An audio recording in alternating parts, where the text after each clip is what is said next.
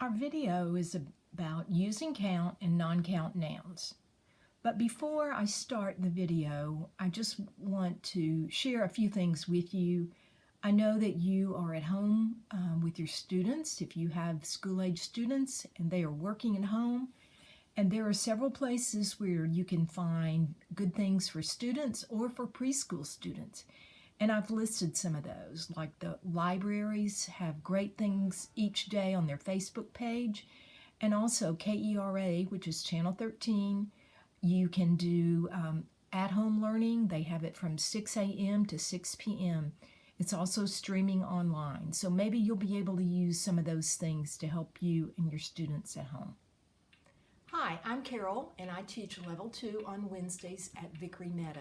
And I made a video about count and non-count nouns that I hope all Level 2 students can use.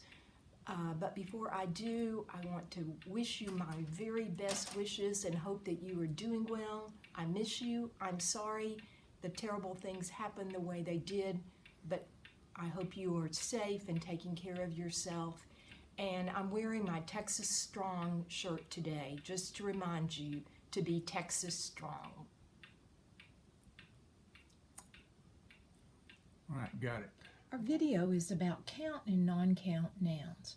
Non-count nouns are things that we don't count because they're too small, or they're made of liquid or made of gas.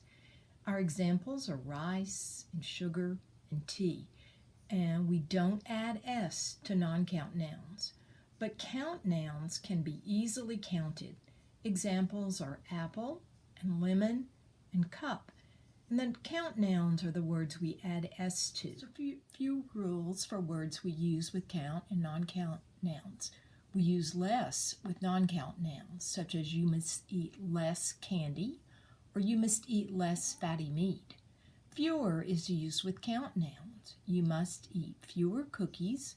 You must eat fewer rich desserts. And you'll notice the count nouns have S on them. The non-count nouns don't have S added at the end. And the word more is used with both count and non-count nouns. I've made a list of words that you can practice with. You'll need to pause the video and practice whether you use less or fewer with these nouns.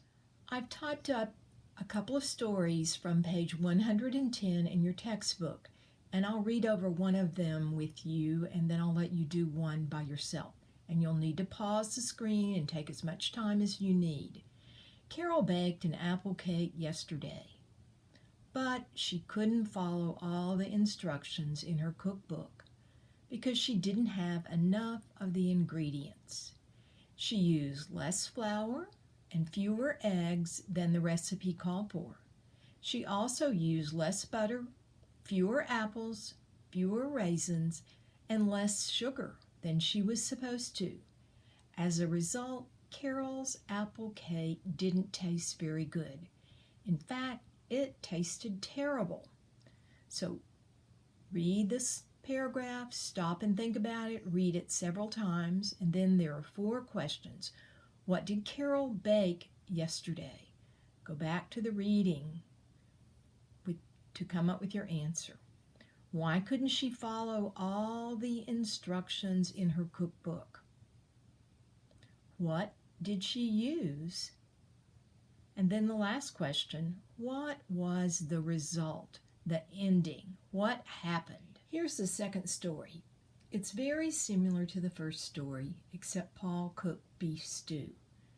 I'm going to let you read the story. You pause the video and read the story, and then read the question, which are very similar to the questions about Carol. And then we'll go to the answers after you've had time to answer questions on both stories. Here are the answers to both stories. I'm not going to read over them. I'll let you do that. You can pause the video and do that.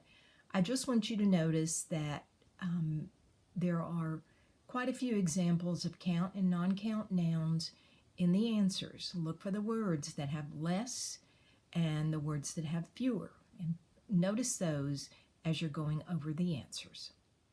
As I said at the beginning, I've missed you all, and I hope you're doing well. I hope hope you're taking good care of yourself. I hope you will stay at home as much as you can and keep washing your hands. If you have some time, maybe 5 or 10 minutes each day, you can go over past lessons and review them. You can read them out loud. That's always good practice.